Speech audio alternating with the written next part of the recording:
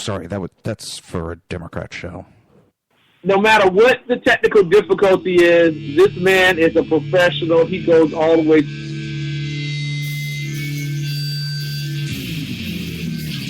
What you represent to them is freedom. Was an extremely great conservative commentator. We're tearing it up on Wednesday night. This is awesome. This will allow me to retort. Well, this is Jersey Joe for the Reaver of Common Sense show. 8 p.m. on shrmedia.com.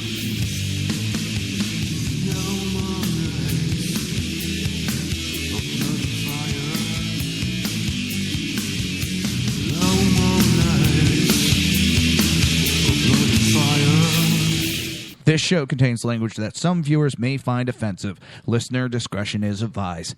And now on to the show. And welcome to the Reaver of Common Sense. I am your host, Jersey Joe. I am trying to make sense out of the senseless. The Jersey Takeover is here. We have expanded to 2 hours every Monday through Friday, 11 a.m. to 1 p.m. Eastern Standard Time. Remember to join the live chat. Go to shrmedia.com. Just click on the chat room button. Join the conversation. If you want to watch a broadcast, go to Reaver.one. Click on the live stream. And if you like the live stream, don't forget to subscribe to and keep up to date. If you want to support the show and want to support SHR Media, go to Reaver.one and click on the Reaver store. How's everybody doing? It is one of my most favorite days of the year. It is Friday the 13th. For the most part, Friday the 13th has always been a very good lucky day for me. I'm hoping that trend stays going, but you never know. So, and today, I'll tell you what, the luck of Target isn't there. Target CEO defends his pro-transgender bathroom policy, and the stock has crashed down another $2 billion. It has now lost $5 million total. $5 million over 0.03% of the population. To appease them, they have lost $5 billion. The CEO of retail giant Target is zigzagging between the many customers who are angered by his decision to open single-sex bathrooms to other sex. The gender identity progressive who pushed for the disastrous transgender policy, and the Wall Street stock pickers who have chopped nearly $5 billion off the company's value. We're going to continue to embrace our belief in diversity and inclusion, just how important that is to our company, CEO Brian Cornell said on May 11th, appearance on CNBC's Squawk Box Business Show. But we're going to make sure our focus on safety is unwavering. I don't know how he's going to do that, because you can have just anybody now. You have opened it up to anybody by your policies. You can walk into either bathroom. We've had multiple incidents of these perverts going in and, getting a nice sneaky peek of little girls.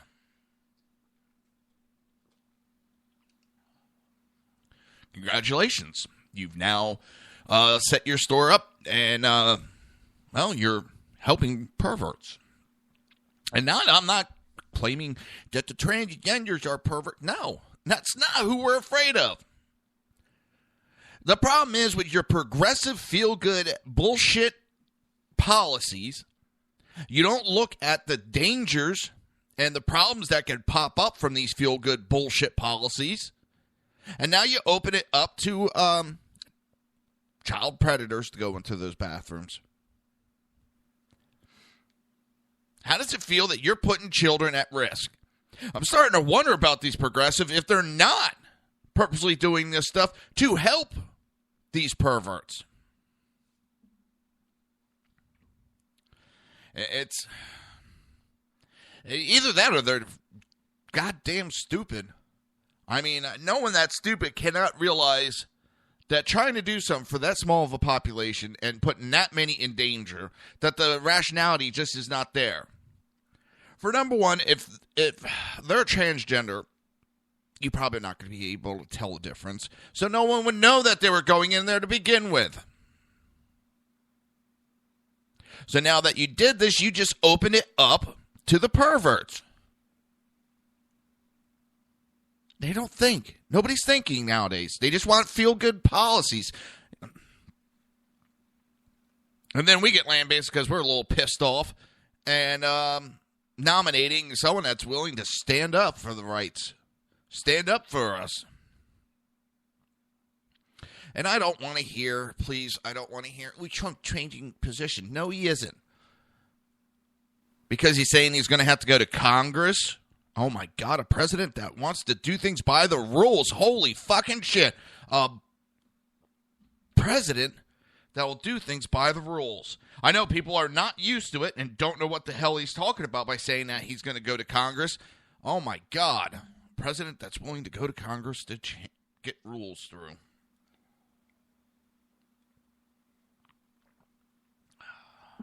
Yeah, cold coffee. But the idiot CEO says we're committed over the next few months to make sure every one of our stores has that option. Because we want to make sure that our guests be welcomed in our store. I'm not welcomed in your store. No, you're not allowed to carry in Target. So I'm not welcome, so that pretty much blows his theory out of the water. Only a certain small percentage is allowed into your store. That's why I wouldn't shop there before all this bullshit happened. You wouldn't catch me dead in Target. If that's the only place that has the product, I don't fucking need it. But if there's a question of safety, I could tell you and others our focus on safety is unwavering. Bullshit. You want to disarm people? You want to allow perverts in your bathroom? Who the fuck cares? That's what you're saying. He keeps talking safety, but he's not doing things that are creating a safe environment in that store.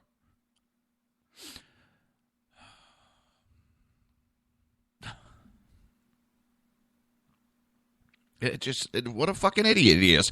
He's blowing his company up, losing $5 billion, and he thinks it's smart.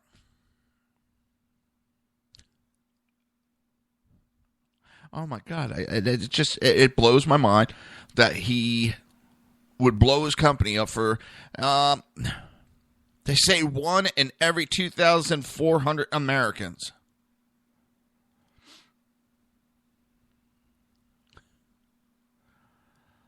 Oh, I don't know. Flat or aggressive.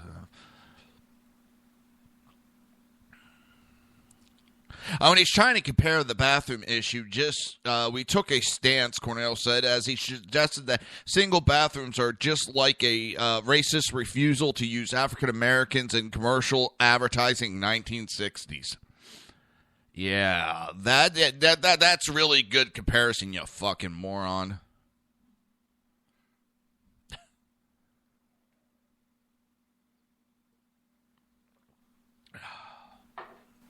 I can't even go on about this idiot. He's going on about racists now and how they use black models back in the mid-'60s. They were the first to do it. Well, congratulations. This has nothing to do. There was no safety issue, you moron. Having blacks in advertisement had nothing to do with opening your bathroom so that perverts can go in there and get little sneaky peeks on your kids. That is not anywhere the same. Except I don't expect a progressive moron like you to understand the difference between the two. Oh my God, these idiots. It's brain-numbingly painful. And now we got Obama. And it was funny. I was reading this article. I got going through the comment section, and one person said they can't wait till President Trump gets elected because he's tired of hearing people just say Obama. You almost never hear people say President Obama. They just say Obama. The man is such a failure that they won't even recognize him by his title. I don't either. And I realize that. Especially when you have John Bolton right now has this sick feeling in his stomach that Obama is going to go and apologize for Hiroshima. He's doing a tour in Japan, and he's done these apology tours, and we're waiting for him to apologize for Hiroshima. And I wouldn't put it past him either. President Obama is going to Hiroshima. Do you believe he's going there symbolically to honor the American war dead who gave their lives in the Pacific to secure our freedom against a murderous religious cult that was running the Japanese government at the time? It was asked of UN Ambassador John Bolton on Thursday. Well, I'm sure that thought hasn't crossed his mind, Bolton replied. In the abstract, I'm sure it's appropriate at some point for the American president to visit Hiroshima. If it were Ronald Reagan, I would not have the slightest qualm at all about his ability to explain why Harry Truman decided to use the first nuclear weapon in combat, and why it was both military and morally justified while feeling compassion for the Japanese victims. This is something that remains to cement the U.S.-Japan relationship, and I think Ronald Reagan would have done it perfectly. With Barack Obama, I have the sick feeling in my stomach that he's going to go and apologize. The White House says that's not going to happen. Honestly, I'll believe it when I see it. It went on to compare the situation in the Northeast Asia to Europe on the eve of World War I.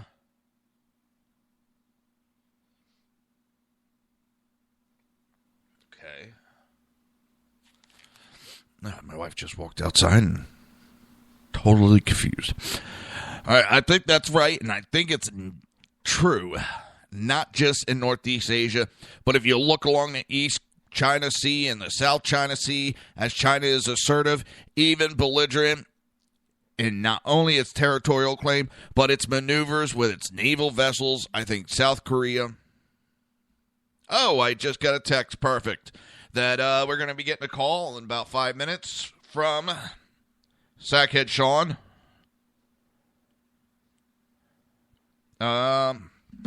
They're in Texas, and they are going over they're at the GOP convention in Texas. Get some things set up here.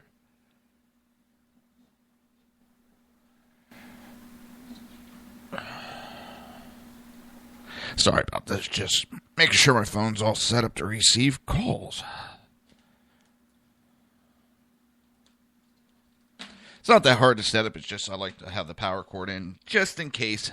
It's a little bit longer.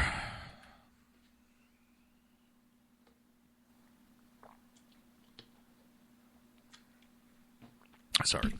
I got addicted. I've been taking frozen blueberries, strawberries, banana, and ice, and making a nice little smoothie to drink. I cut out sodas, pretty much even iced teas, unless I'm over for my parents, but pretty much all I'm drinking is these fruit smoothies that I make. And all.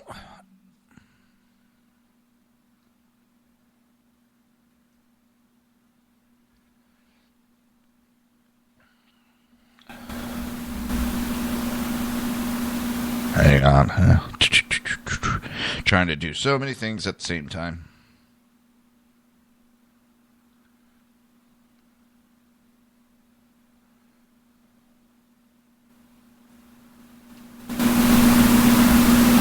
So, all right. And let's see, where were we? No. We're going to have the Sackheads call in a couple minutes, and we'll get going with them. And I'll tell you what, I'm going to take an early break because it's getting close, and I want to get that done before they call in. So, couple minute early break. We'll be right back.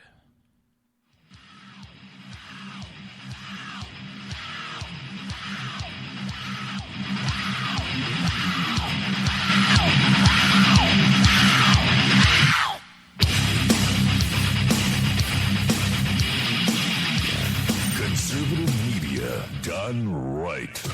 You're listening to the SHR Media Network.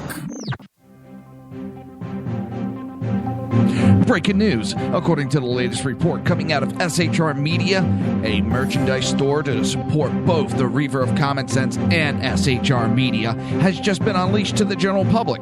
Be forewarned that this site can be contagious and numerous items can be purchased to support the best news programming. Go to Reaver.one website and click on the store link to check out the merchandise.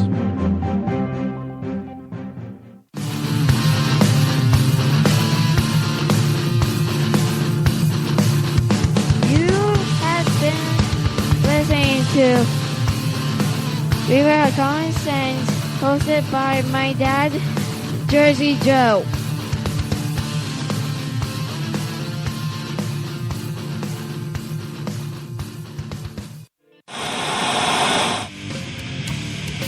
Beware, the Jersey Takeover is here. Every Monday through Friday, 11 a.m. to 1 p.m. Eastern Standard Time. You can catch the Reaver of Common Sense show, hosted by Jersey Joe, right here on shrmedia.com and highplainsdailynews.com. Only Jersey can deliver hell like no one else, so consider this your fair warning.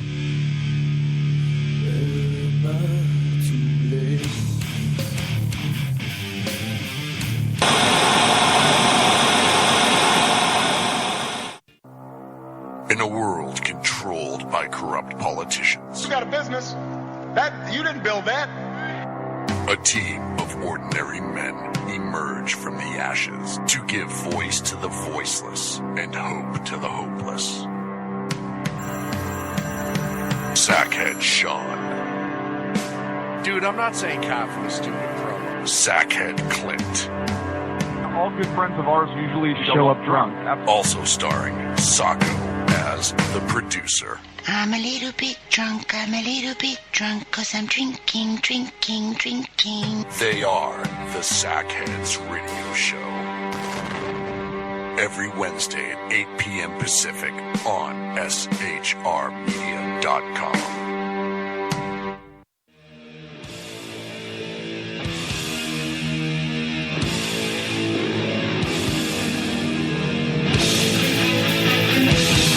Every Wednesday night, 8 p.m. Eastern Standard Time, it is the Reaver After Dark, hosted by Jersey Boys, Jersey Joe, and Jersey Crash, right here on shrmedia.com and highplainsdailynews.com.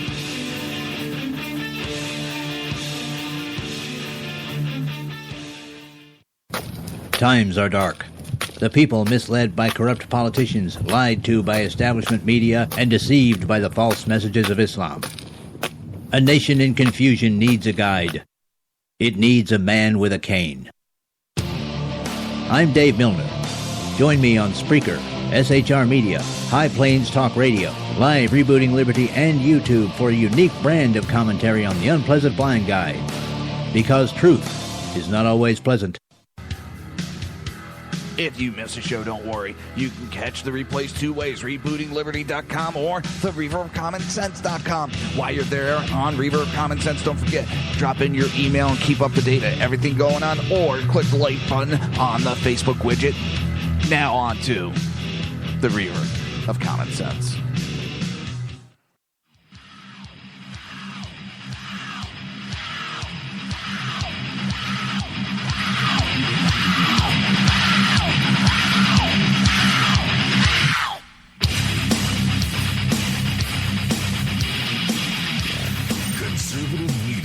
Done right. You're listening to the SHR Media Network. This show contains language that some viewers may find offensive. Listener discretion is advised. And now on to the show. And welcome back to the Reaver of Common Sense. I am your host, Jersey Joe, and I'm making sense out of the senseless. And on the phone we have Sackhead Sean calling in from the Texas GOP Convention Center. What's up, Sean? Good morning to you and all the Reaverites. How are you today, buddy? I'm doing good. How's it going there? Any fun? Well, I mean, you know me, I live in California, so every time I come down to conservative country, even in Dallas, which is probably more purple at this point, it's still amazing to be in a place that actually understands conservatism. So it's fun. It's a lot of fun. Great people. I can't tell you how many wonderful people I've met and spoke to at this convention. All walks of life. We were talking at the break. There's a humongous in comparison, there's a humongous contingency of Trump supporters here that I wasn't expecting. And, you know, obviously this is cruise country, as we talked before, so he has a lot of supporters here as well. You know, yesterday was the opening general session. Governor Greg Abbott gave a speech. In my opinion, I think you're going to see him start going up to the federal level real soon. He gave a very pre-presidential speech, if you will. Spoke a lot on the federal level and how the federal government's affecting states, but it was very, I don't want to say outright. It was a running speech, but you could definitely tell he was laying the groundwork and thinking ahead, I think. Are you talking for 2020? Yes. Yeah. Okay. Yes. Yeah, I could definitely see him start testing the waters for candidacy. And I'll tell you what, I've seen him speak a lot of times on TV. Seeing him speak in person is that much more impressive. Amazing, obviously an amazing governor, but he's also just, he touches people. And you could tell in that audience that when he was speaking, everybody in that room was connected to him, which says a lot for any leader of this day and age. We know we have our issues with our leaders, but in a state like Texas, as even the GOP here is divided, and if you talk to people, there's some major issues on major sides that they're trying to hash out. But still, when the governor spoke, everybody listened, and everybody absolutely was enthralled, I think, with him, which is amazing to see. Well, I also think it's one thing, kind of like these kind of speeches. I mean, Rick Perry, prior to his announcement, he was sounding very presidential, but as soon as it came time to actual run, that's where it came, I think, kind of unhinged for him. And, yeah. And there's a big difference between those two. You talk to people, and there's still a lot of Rick Perry support down here, and rightfully so. Listen, Rick Perry was an amazing governor for the state of Texas. Mm-hmm. A lot of their success has been because of Rick Perry, and he deserves his. He deserves all the credit. Absolutely, and you know, one of the things here is you hear a lot of people on the state government level here trying to take credit for what Rick Perry did years ago, and you know, it's still affecting the state now positively, and they're trying to jump on board and take credit, and there's a lot of people willing to call them out and say, hey, that wasn't yours. You didn't do that. That was Perry's. And, you know, it's one of those things that I know I see in politics a lot of times, that people become disengaged from their leaders, and their leaders have a tendency to talk down to their people, as horrible as that sounds. And here, you know, Governor Abbott and a lot of the other leaders that I've spoken, met with, even on a local level, talk too. So it's absolutely enlightening to see, as a conservative, a good convention like this. My only complaint is it's pretty low key. The site probably wasn't the best. It's really, really spread out, which I think for people with mobility issues and stuff like that, it makes it harder. But you know, the people themselves are amazing. Meeting people from Texas, and even the people who, I kid you not, there are people who are still talking about seceding from the union because the union is ignoring Texas as a whole, or not giving Texas the credit it deserves. There's a whole group here that I talked to yesterday, and they said, you know, the problem is they're afraid of what the country's doing to Texas, and because of Texas good business policies, they're being flooded with people from California and the East Coast who are opening businesses here, and as a result, it's changing the politics of California. And, you know, it's that duality, right? You have great business, you have, you know, a good budget and good economy. The downside is you're going to get liberals in that group. We got that here in Florida. We got the same thing, and we get a lot of people that are escaping the Northeast because of the taxes. Hell, I did. The cost of living got too bad, so it came down to Florida, but now you have the people that are now electing the same people that destroyed the economy and everything up Northeast. They're being elected down here, and they're starting to destroy Florida. And I can see that happening in Texas also. I don't even know what the answer would be on that. I mean, liberalism just is a sickness. And I'll tell you exactly, when I was talking to the people who were pushing for the succession, and I'm actually going to try on today, but their answer is quite simple. We'll be happy to trade, but you're not going to change our rules. You know, so what it comes down to is the overwhelming pride that people have in the state. I'll give them that, but on all walks. The succession isn't nothing new, and Texas was a blue state for a long time. And I mean, they've been trying to succeed from the Union since the day they got into the Union. So it's not something that's very new. I mean, as much as I know, no, absolutely not. I know Texas is very American, but that's one of the things I hate when people were attacking Trump, just the people being nasty. It would be like, okay, well, you don't want a New Yorker. Well, I would turn around and say, well, I don't want a Texas that they're so patriotic that they want to leave the Union. I mean, you can't have it both ways. But well, and I explained to the representative I spoke to yesterday, I said, as an American, it would break my heart to see Texas try to go. Because I think that Texas is one of those states that we as a union need in order to be successful. Yes. And I understand, Texans are very, very proud of their state. They're very proud of their way of life. They don't want it disrupted. They don't want it interrupted. And it's very, very telling of what the federal government has tried to push upon the state level and change them so much that they would rather get out. Yeah. And there is people that are pushing in the Northeast for the expansion of liberals to go to red states and try to take them over. I mean, I've heard that being said multiple times, and somehow we got to combat that. There's definitely an agenda there. Oh yeah. Well, it's one of those things that we need to keep pushing the values. We need to keep preserving what we have. We need to keep preserving our liberties and understand that, one of the big things that I've been trying to talk to people about is having the emotional issue versus the literal issue. Let's have the literal issue and stay away from the emotional part.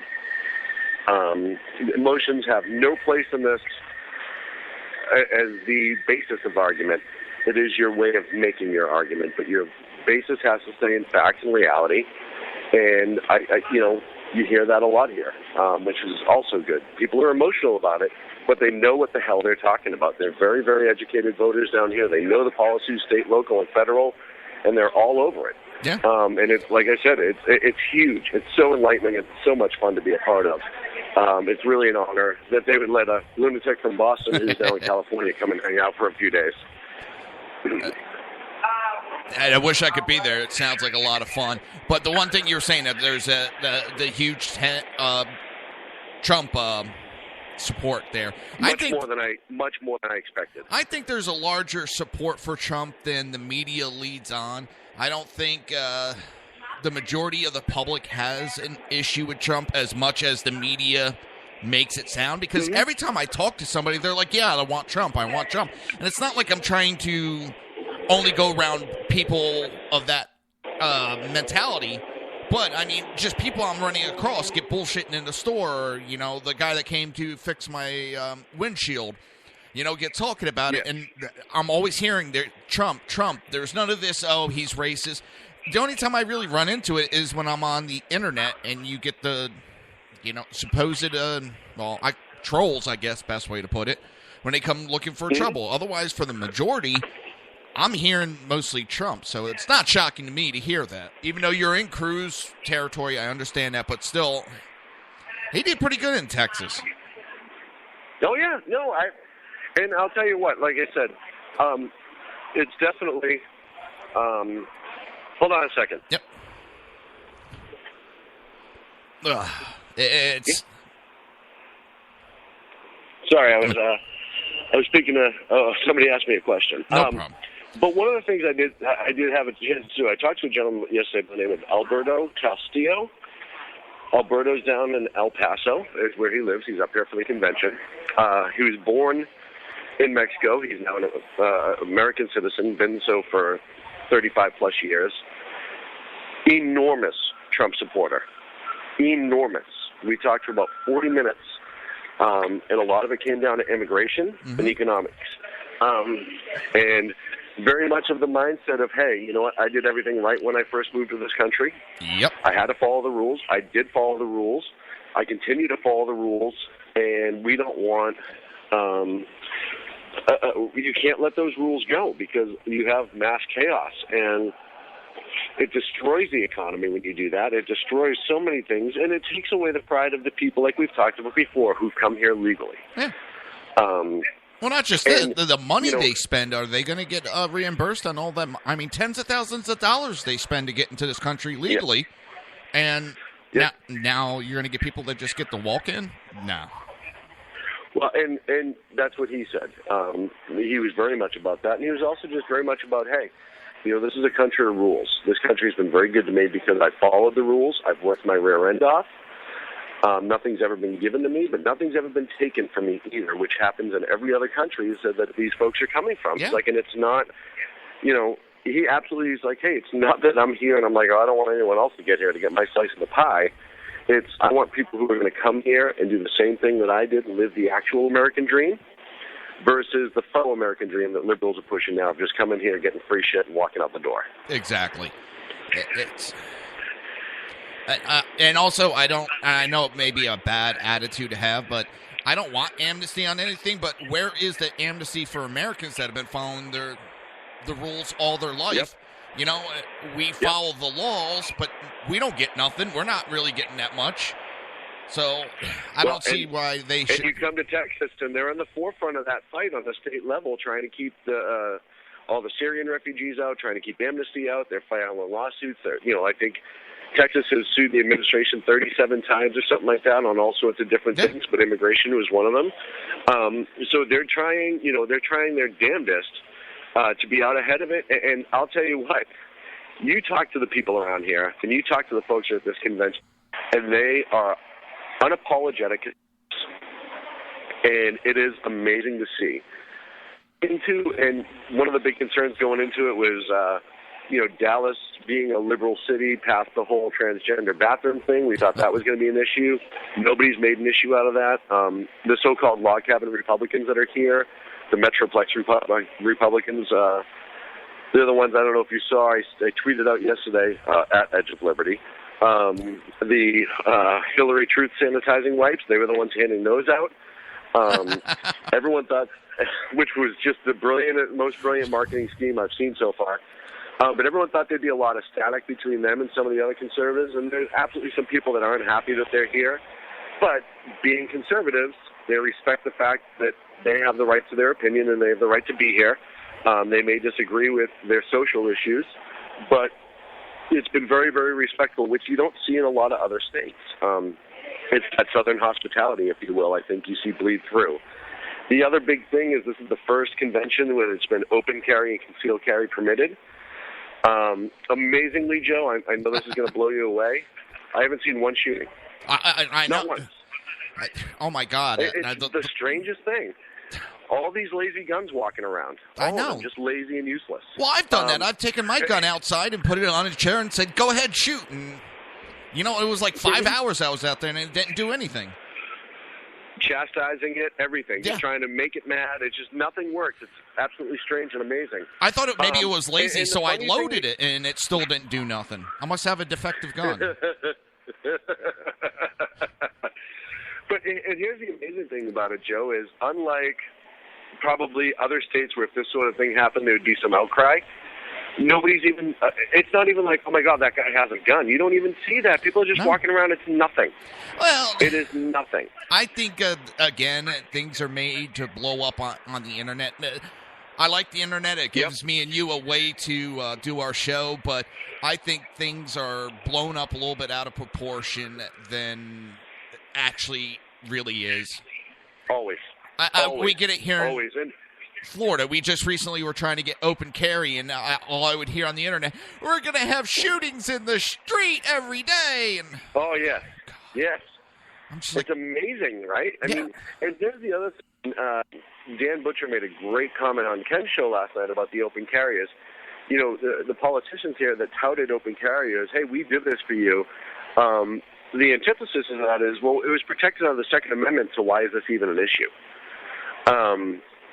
And so there's still that stigma with it, where there's some people like, yeah, we have open carry, but it never should have went away. It never should have been a question to begin with, which is how you know you're in Texas. Yeah, but how many states now are doing the constitutional carry? It's really amazing how much that's taken off. Yep, and I hope it continues. Yeah. It is past the hour. I need to get back upstairs because I need to set up. We got to do some interviews and some broadcasts. All right. But I absolutely want to take the opportunity to get in and talk to you and give you kind of an update on how everything's going here at the Texas GOP convention. I appreciate it. And and if also, you want to follow me, I'll be posting to the SHR media pages, pictures, and interviews. Our Spreaker page, obviously, the downloads.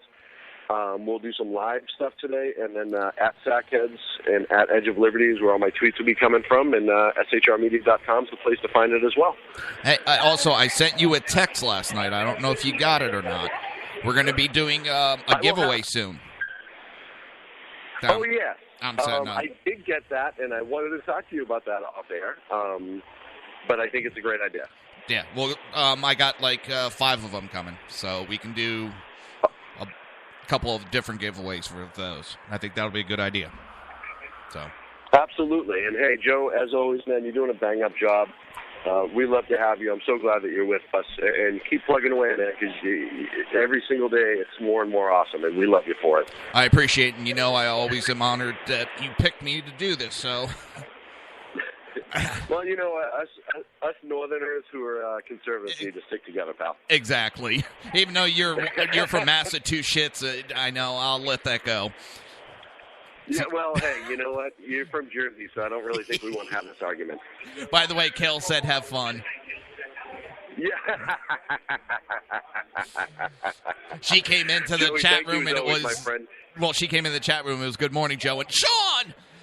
So, you're very much loved. Go have fun, bro. You know who carries the burden around here. All right, brother, you go have fun. All right, you and all your listeners, thank you for having me, Joe. Anytime.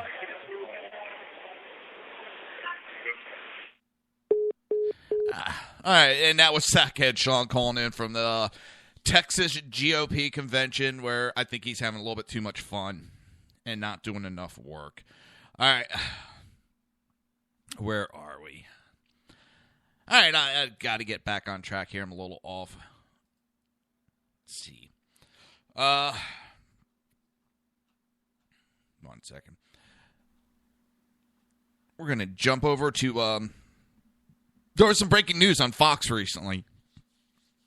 There's now a new military guy that's coming out and saying that they could have been there in Benghazi. His squadron could have been there, but they were stalled and told not to respond. His squadron got the alert. A real-world mission was going down. The team at Averone Air Base, I know I'm probably butchering that, in northeast Italy, raced to the field and was briefed as planes were armed. Yeah. All right. As planes were armed and prepared to launch. Hundreds of miles away, fellow Americans were under attack in Benghazi. There were people everywhere, said the witness, who was on the ground that night but wished to remain anonymous. That flight line was full of people, and we were all ready to go. This is not the first time we've heard this. We've heard it multiple times. There was groups that were ready to go. There was one where all the helicopter, all the equipment, planes, everything were spinning up, I think the term is, and ready to go. All they needed was the okay, and they would have been airborne. That place would have been swarming with backup. But Hillary left those men and women to die that night. They wanted to cover up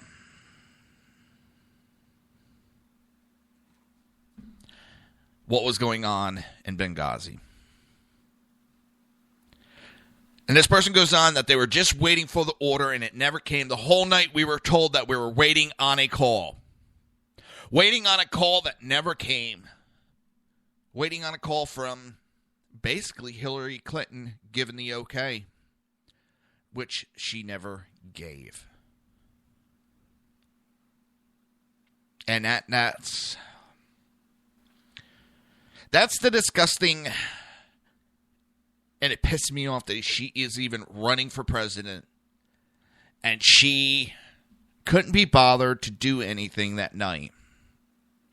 Here's the funny part. If they would have sent in reinforcements and they would have, even if a couple of people would have died, there wouldn't be a big issue going on.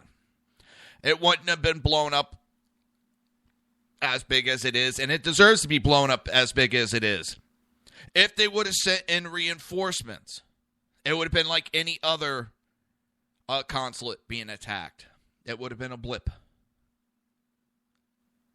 And that's the issue. And I get people, well, these other times there are people that died in a consulate attack. Yes, but reinforcement was always sent in. And that's where the issue is. They were left to die.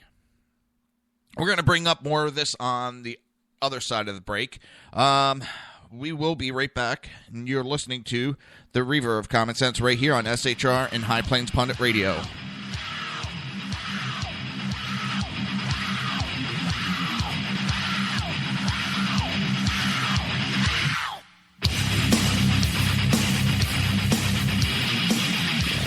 Conservative media done right. You're listening to the SHR Media Network. Breaking news. According to the latest report coming out of SHR Media, a merchandise store to support both the Reaver of Common Sense and SHR Media has just been unleashed to the general public. Be forewarned that this site can be contagious and numerous items can be purchased to support the best news programming. Go to Reaver.one website and click on the store link to check out the merchandise.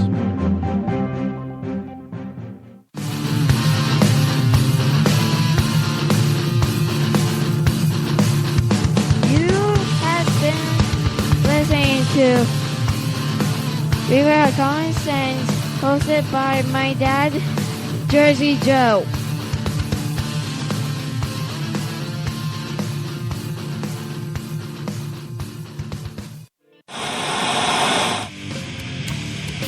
Beware, the Jersey Takeover is here. Every Monday through Friday, 11 a.m. to 1 p.m. Eastern Standard Time. You can catch the Reaver of Common Sense show, hosted by Jersey Joe, right here on shrmedia.com and highplainsdailynews.com. Only Jersey can deliver hell like no one else, so consider this your fair warning.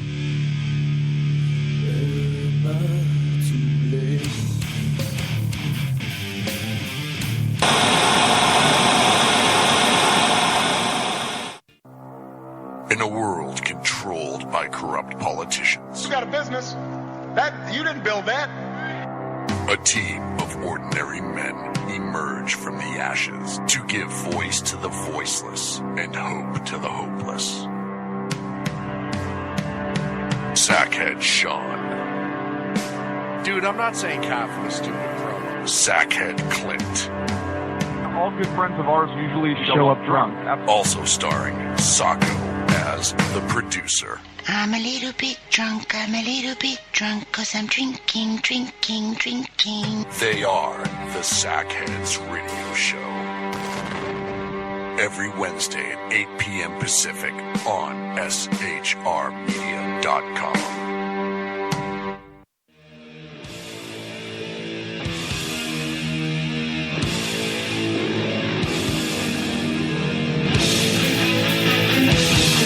Every Wednesday night, 8 p.m. Eastern Standard Time, it is the Reaver After Dark, hosted by Jersey Boys, Jersey Joe, and Jersey Crash, right here on shrmedia.com and highplainsdailynews.com.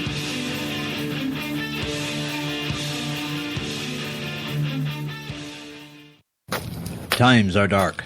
The people misled by corrupt politicians, lied to by establishment media, and deceived by the false messages of Islam. A nation in confusion needs a guide. It needs a man with a cane. I'm Dave Milner. Join me on Spreaker, SHR Media, High Plains Talk Radio, Live Rebooting Liberty, and YouTube for a unique brand of commentary on the unpleasant blind guide. Because truth is not always pleasant. If you miss a show, don't worry. You can catch the replays two ways, rebootingliberty.com or the reaverofcommonsense.com. While you're there on Reaver of Common Sense, don't forget, drop in your email and keep up to date on everything going on, or click the like button on the Facebook widget. Now on to the Reaver of Common Sense.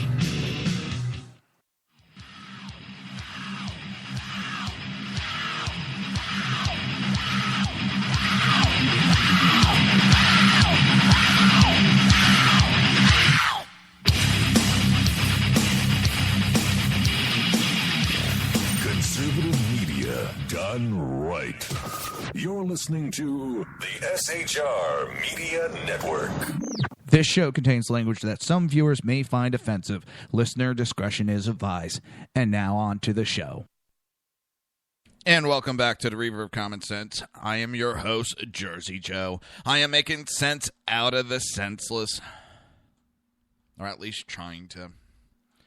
It is a daunting task that some days is harder than the others. But the Jersey Takeover is here. We have expanded to 2 hours every Monday through Friday, 11 a.m. to 1 p.m. Eastern Standard Time. Remember to join the live chat. Go to shrmedia.com. Click on the chat room button. Join the conversation. All right, right before the break, we were discussing new revelation on the Benghazi. And, hang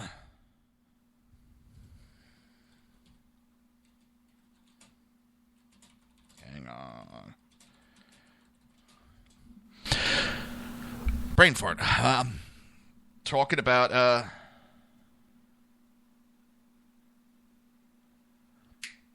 the Benghazi. There's a new revelation that's coming out.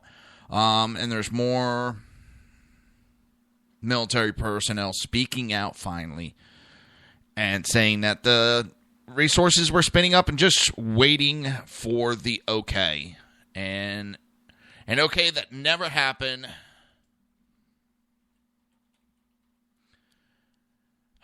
And it's actually quite sickening. And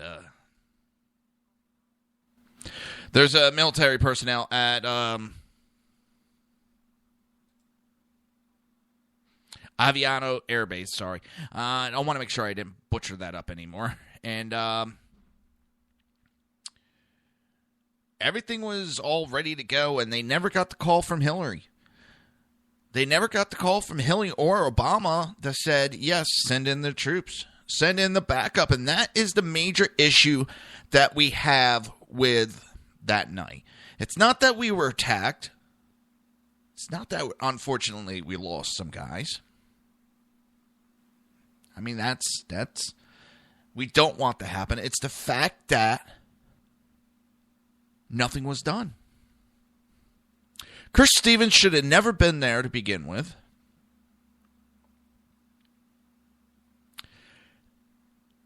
Our men should have had reinforcement sent in the moment those attacks started. There was so many different options available to them. There's reports that there's a pilot that was right above, and all he wanted to do was be allowed to go below the deck, hit his afterburners, which would have caused a huge sonic boom and scared the living crap out of everybody, and it would have dispersed the crowd, given more time for rescue to happen. And it would have been in a non-lethal way. I think it's the A-10. No, not the A-10. They had air support that was flying over them. There were so many options, but nobody got the okay, and we left. The only thing that can be said is they were left there to die, so that they couldn't speak of what was going on out of the CIA base. But now another gentleman has come forward. He's trying to stay in the shadows a little bit. He asks his identity be protected for fear of retribution. He says others in his squadron also have wanted to talk about Benghazi from the beginning, but no others have interviewed, and all are afraid of the potential backlash from speaking out. I'm not trying to give any type of information that could even harm the military. That is never my plan. I feel that some things need to come to light. You have 3 gentlemen. 3.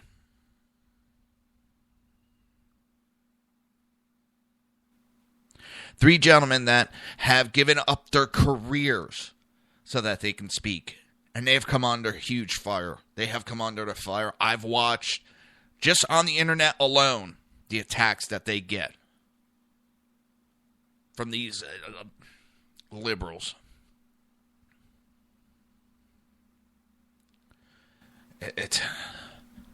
This gentleman talks about, namely, he said that a team was ready to go that night to help protect Americans under fire in Benghazi, an account that runs counter to multiple official reports, including from a House committee, a timeline provided by the military in the controversial State Department Accountability Review Board investigation, which concluded the interagency response to Benghazi was timely and appropriate, which is bullshit. I remember the nights right after it happened. And military personnel were talking. They said that they were loading planes up, getting ready to go, and they were told not to. They were told to stand down repeatedly across the board. Time and time again, every time we talked to military personnel, they were loading planes up to go. They were ready to go, and then they were told to stand down. And then all of a sudden, amazingly, all these commanders forget that they gave those commands. These commanders that turn their back on all the men that they're supposed to protect. The source said, I definitely believe that our aircraft could have taken off and gotten there in a timely manner, maybe 3 hours at the most, in order to at least stop the second mortar attack and basically save lives that day. They could have stopped a lot of attacks. The initial response, if they were sent in a timely manner, they could have got Chris Stevens, Sean Smith out of there. Got them back to the CIA building, which those men were able to defend. And if they would have just had a little air support showing them where everything was, that those mortars were setting up, they could have defended against the mortars prior to them firing.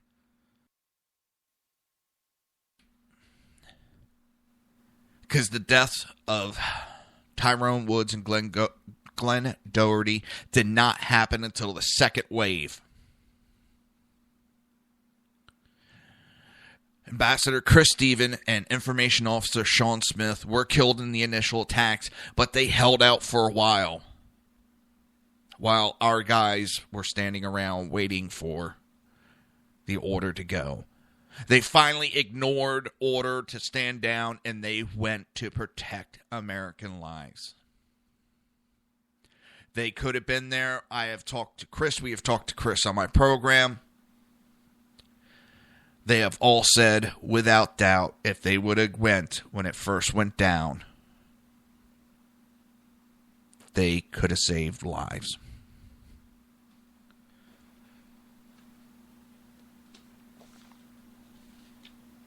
They've said it without an ounce of doubt that if they would have gone when the attacks first happened, that they would have saved lives. But they kept getting told to stand down time and time again. And yes, the words stand down were used. There's been now several documented testimony of those words given. The only ones that are denying it are the commanders that are going to get shit for it, are the ones that are denying those orders were given. They had no problem putting the people's lives at risk that night to say stand down. Now that it might be their career that's on the line, they lie. And yes, I will call them a liar because that's what they're doing. They're lying to try to save their own ass at this point.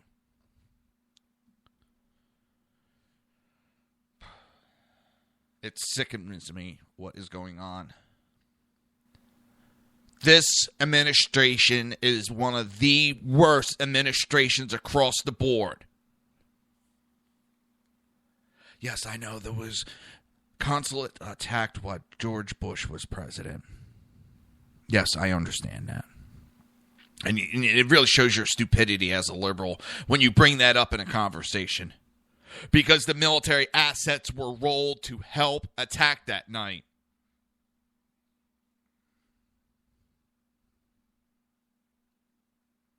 They've gone so far, the military is saying, well, we didn't have a fueling tanker to help. And the source who spoke challenged the military claim about that. He said American jets routinely refuel by using what's called a hot pit maneuver, which allows the jets to land, then get fuel without shutting off the engines. Multiple sources say there were multiple locations available the night of the attack. He said they were waiting on the call through the night. The men say they didn't truly learn about the mission they had missed until they returned home the next day from the airfield and saw the reports about Benghazi attack on the news. Many still don't talk about the subject, and some insist it has hurt morale within the squadron because people know we were stationed there and didn't respond. The same frustrations have compelled Mike, a former team sergeant for a military anti-terror quick reactionary force, once known as the CIF, to talk.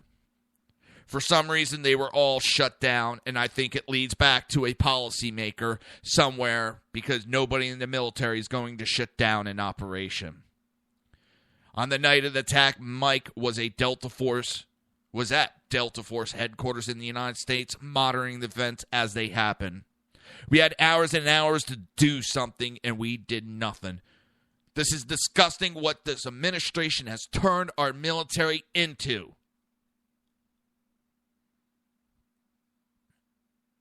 This administration has done everything to destroy our military, the morale in the military. They have allowed our guys to be left abandoned time and time and time again. And part of that problem was Hillary Clinton as the Secretary of State. She failed her job as Secretary of State. And she's running for president. For what? Because what's not between her legs, that's what she's running on. She can't run on her accomplishments because her accomplishments are she allowed 4 people to be murdered in Benghazi, 4 Americans to be murdered, while she sat there and had her thumb up her ass. She could warn her family. She could warn her daughter that there was a terrorist attack. But she tried telling the American people it was over a fucking video. She lied to the family members of the dead, literally over their coffins. She lied to them, straight to their face, and now she calls the family members the liars. This woman has yet to speak the truth, and she had the gall and the balls to say on an interview she's never lied. Her foundation, Clinton Foundation, her and her husband have been fraudulently collecting money, funneling money, taking money from foreign governments. This woman belongs in a fucking jail cell not to be running for president of the United States. This administration has protected her. The liberals have protected her. The DNC has protected her. They're all criminal offenses. They are protecting a criminal.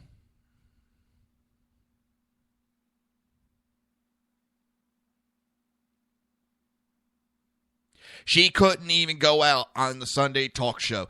They had to send out Susan Rice to talk because it was too stressful for Hillary Clinton. Well, let me tell you something. If that's too stressful, how the fuck is she going to handle being president? I find it highly disturbing and disgusting that she is running for president. And despite the claims by former Secretary of State Hillary Clinton and the State Department that nothing more could have been done, a Freedom of Information Act lawsuit recently revealed that the Department of Defense Chief of Staff Jeremy Bash immediately offered assistance to the State Department on the night of September 11th, saying forces could move to Benghazi and they are spinning up as we speak. And Mike echoed that.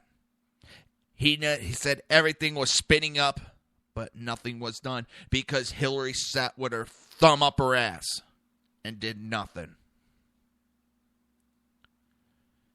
Mike has said that at our level, we were doing everything we were supposed to do. At everybody else's level above us, it was political. And this is why I'm tired of politics getting involved in military matters. They don't know shit about military procedures. but yet they could tell him what to do. And now their Delta Force captured Abu Khalatala, a man charged in the attacks. Mike has said that he is a low-level operative and not one of the terror cell leaders. He said the U.S. could have collected intelligence leading to bigger fish had the U.S. acted sooner following the attacks. And the lone man that's been arrested over the attacks is not even going to face the death penalty now. The DOJ has dropped that. But we sure as hell can hear the Democrats complain and whine about the investigation into the Benghazi attacks. They've done everything to interfere with the investigation. They've leaked information. They've leaked false information. They've done everything to cover it up.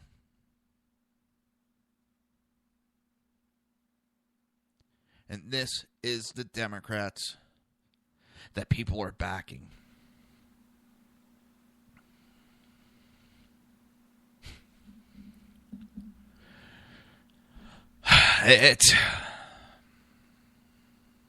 There's so many people that want to share their stories and talk about what happened that night, but there's so many that are afraid to come forward, that retribution will be brought down on them for speaking out. Basically, we got whistleblowers that are in fear of their life.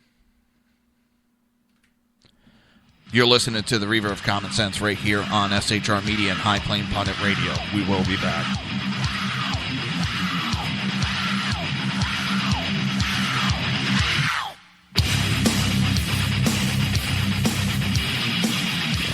Conservative media done right.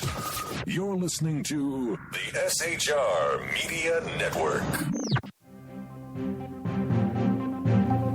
Breaking news. According to the latest report coming out of SHR Media, a merchandise store to support both the Reaver of Common Sense and SHR Media has just been unleashed to the general public. Be forewarned that this site can be contagious and numerous items can be purchased to support the best news programming. Go to Reaver.one website and click on the store link to check out the merchandise.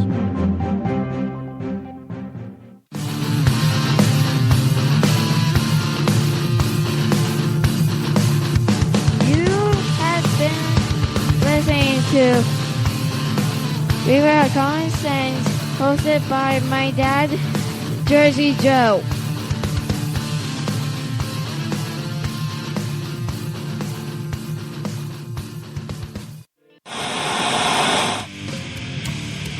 Beware, the Jersey Takeover is here.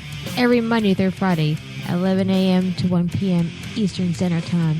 You can catch the Reaver of Common Sense show, hosted by Jersey Joe, right here on shrmedia.com and highplainsdailynews.com.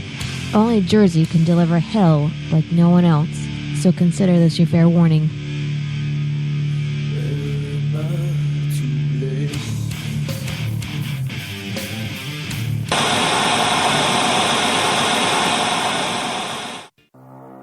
In a world controlled by corrupt politicians, You got a business. That you didn't build that.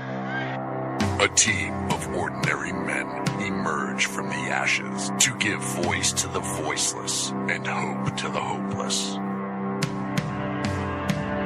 Sackhead Sean. Dude, I'm not saying coffee is stupid, bro. Sackhead Clint. All good friends of ours usually show up drunk. Also starring Sacco as the producer. I'm a little bit drunk, I'm a little bit drunk, 'cause I'm drinking. They are the Sackheads Radio Show. Every Wednesday at 8 p.m. Pacific on shrmedia.com.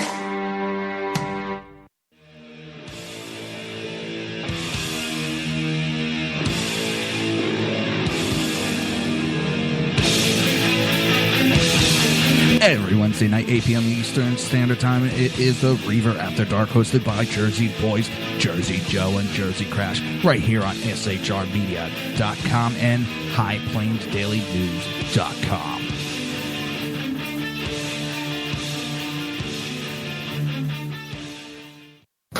Times are dark. The people misled by corrupt politicians, lied to by establishment media, and deceived by the false messages of Islam. A nation in confusion needs a guide. It needs a man with a cane. I'm Dave Milner. Join me on Spreaker, SHR Media, High Plains Talk Radio, Live Rebooting Liberty, and YouTube for a unique brand of commentary on the unpleasant blind guide. Because truth is not always pleasant. If you miss a show, don't worry. You can catch the replays two ways, rebootingliberty.com or the Reaver of Common Sense.com. While you're there on Reaver of Common Sense, don't forget, drop in your email and keep up to date on everything going on, or click the like button on the Facebook widget. Now on to the Reaver of Common Sense.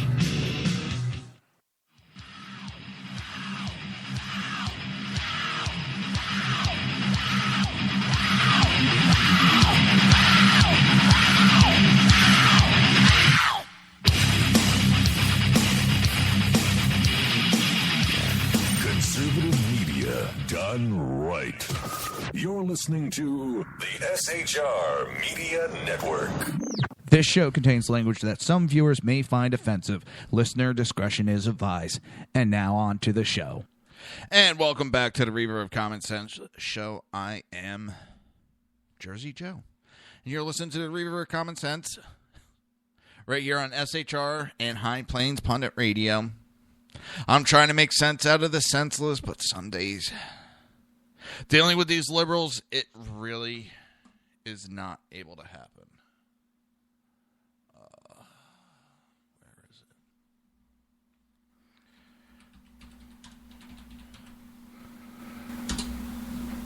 it? All right, Cal, I just sent it to you now, just to make sure. When it comes to Benghazi, this is one thing that really fucking pisses me off about our government. I mean, I don't see my dad get emotional about many things. My dad was military. And it's always been the government never left them behind type deal. And this one, the government and Obama and Hillary, they all turned their backs on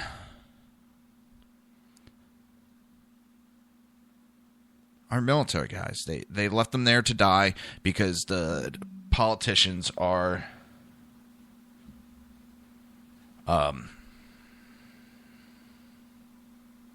trying to get away with shit. Hillary was trying to get away with shit.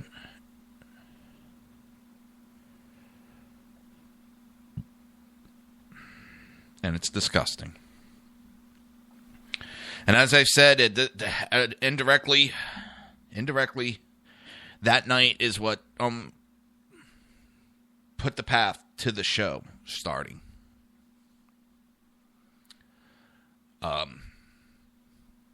Before that night, I never spoke out about politics. I kept it to myself, but that one pissed me off. I was expecting on the rant I did, I was expecting a lot of people to come back at me, and I was shocked at how many people I knew that just agreed with it and thanked me for actually saying that out loud. And then you get like this professor. This professor is such a fucking idiot, and the title of a lecture he gave at MIT was Islamophobia. Islamophobia accelerates global warming. Yes, this friggin' idiot actually thinks that not liking Muslims creates global warming.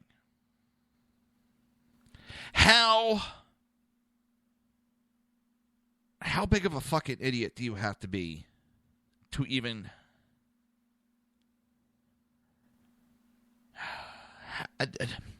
I don't even have the words for how stupid that even sounds. Is Islamophobia accelerating global warming? That was the title of a lecture given earlier this week at MIT by a professor. I can't.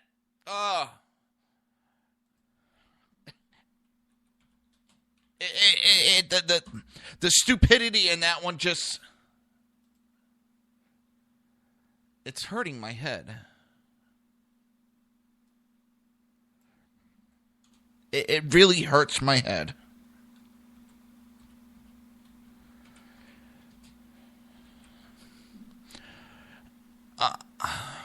Oh my God. Gassigage is the guy's name. Gassigage. Okay. So I use a text-to-speech a lot. I use it a lot, especially anymore with some of these names that come up. So I'll plug it in usually before the show. That one I didn't catch. And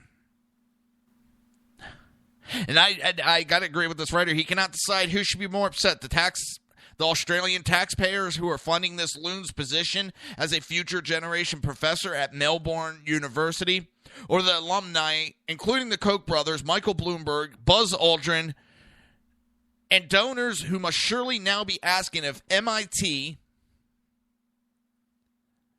and I thought the M stood for Massachusetts, not Mickey Mouse. What the hell happened to the place? Why is student time in university funding by waste on this utter horse shit? And yes, it is utter horse shit to actually say Islamophobia is accelerating global warming. So now my emotions and how I feel are affecting the weather. Now that's funny. That is hysterical. And I think this guy's got to be a comic, not a professor.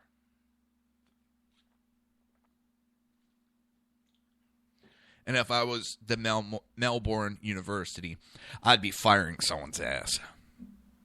Because he just made them look like a bunch of jackasses. No way around it, you look like jackasses. If that's one of your top professors, yeah. Yeah. Thank God I don't have to send my kid to that school. Mr. Haggs fits perfectly the profile required for anyone who wants to get in modern academia. He was born in Lebanon before moving to Australia, is the author of several books exploring race in Australia, including White Nation Against Paranoid Nationalism. And on online essays, he has called Airport Security Example, in which Westerners require from those they racialize an exact obedience to the letter of the law. A supporter of the anti-Israel boycott, diverse and sanctions movement, he has likened Israel to slave owners in a tweet and has called Palestine militants freedom fire in an essay.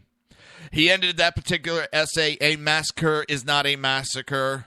Sarcastically, "I have such a limited brain and my ignorance is unlimited, and they are so fucking intelligent, really." For those of you who are unable to attend the lecture, here is what you missed. This talk examines the relationship between Islamophobia as a dominant form of racism today and the ecological crisis. It looks at the three common ways in which the two phenomena are seen to be linked. As an entanglement of two cries, metaphorically related, with one being a source of imagery from the other, and both originating in colonial forms of capitalistic acclamation. The talk proposes a fourth way of linking the two, an argument that they are both emanating from a similar mode of being. Oh my God, this guy is just a jackass. And he was paid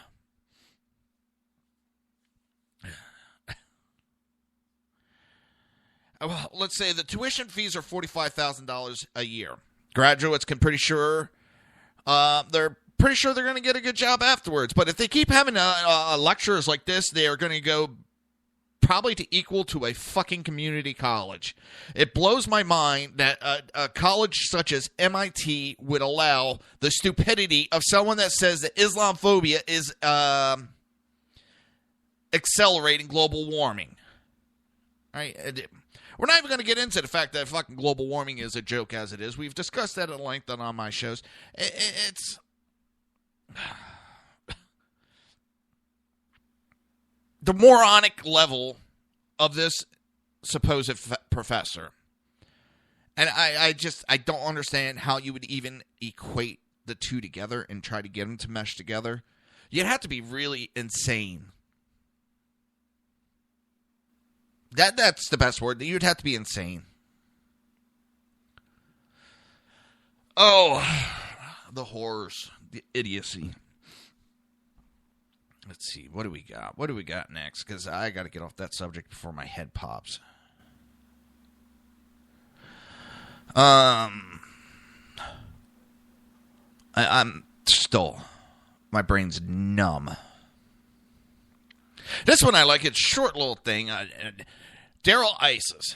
I've had my issues with him, but I have to agree with him that Romney needs to get over the fact that someone he did not pick won the nomination. Romney's got a bug up his ass about Trump, and he's attacking Trump. What's funny is he's bashing Trump, saying Trump's bad, this, that. Well, how about the fact that Romney begged Trump to support him? He begged him to come out and support him and speak highly of Mitt Romney when he needed the support during his presidential run. He had no problem having Donald Trump come out there to speak on his behalf when he needed it. And now all of a sudden, because who Romney thought was going to be running for president got his ass whooped by Trump, now Romney's got an issue with him. What it seems like is Romney, the failure that he is, his failure that was a presidential attempt, that he lost a slam dunk election. He should have been able to win that hands down, but all of a sudden he just stopped fighting Obama and, became Obama's little bitch, to put it bluntly.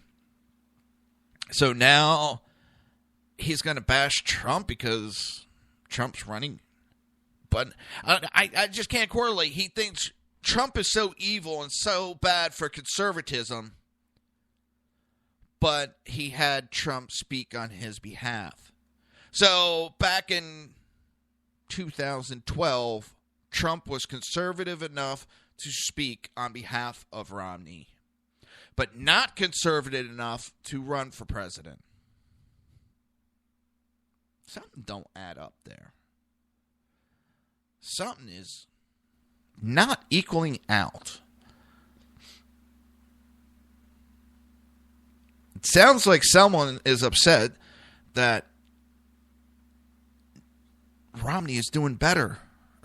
Trump's doing better than Romney.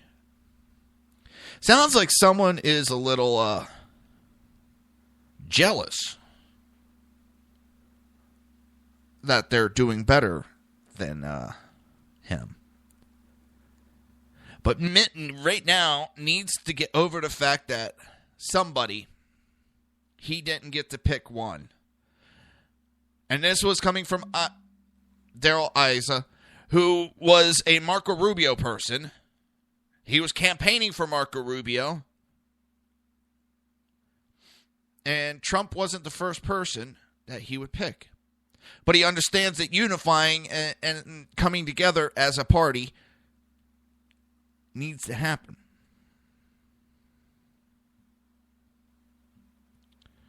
Just sounds like a lot of people are upset that their buddies got their ass handed to them so easy.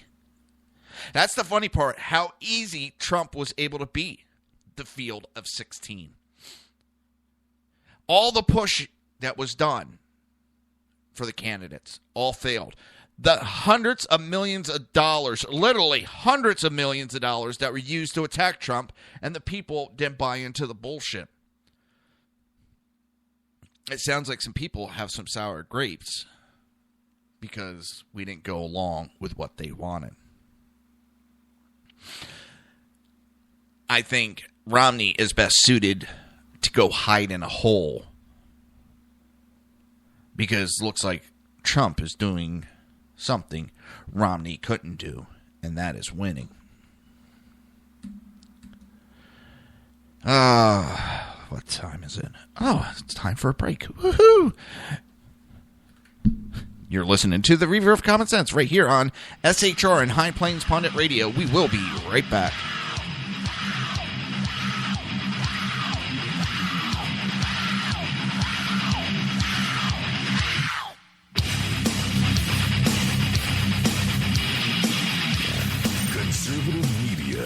done right. You're listening to the SHR Media Network.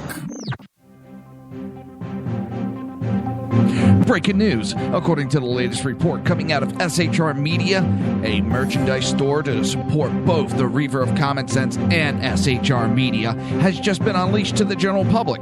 Be forewarned that this site can be contagious and numerous items can be purchased to support the best news programming. Go to Reaver.one website and click on the store link to check out the merchandise.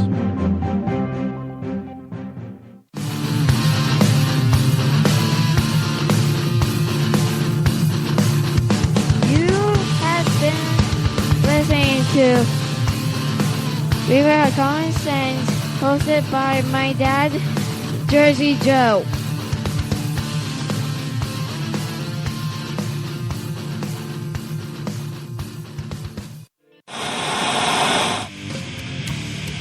Beware, the Jersey Takeover is here. Every Monday through Friday, 11 a.m. to 1 p.m. Eastern Standard Time. You can catch the Reaver of Common Sense show, hosted by Jersey Joe, right here on shrmedia.com and highplainsdailynews.com. Only Jersey can deliver hell like no one else, so consider this your fair warning.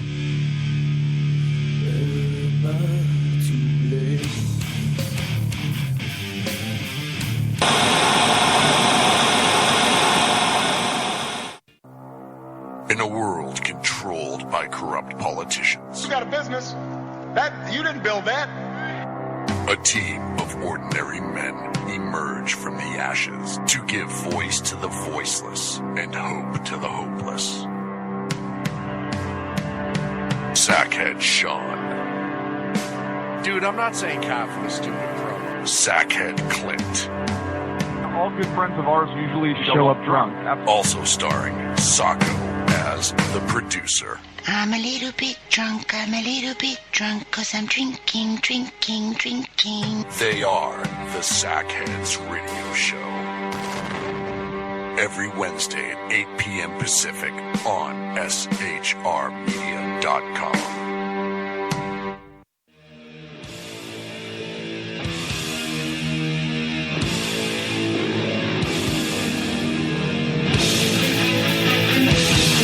Every Wednesday night, 8 p.m. Eastern Standard Time, it is the Reaver After Dark, hosted by Jersey Boys, Jersey Joe, and Jersey Crash, right here on shrmedia.com and highplainsdailynews.com.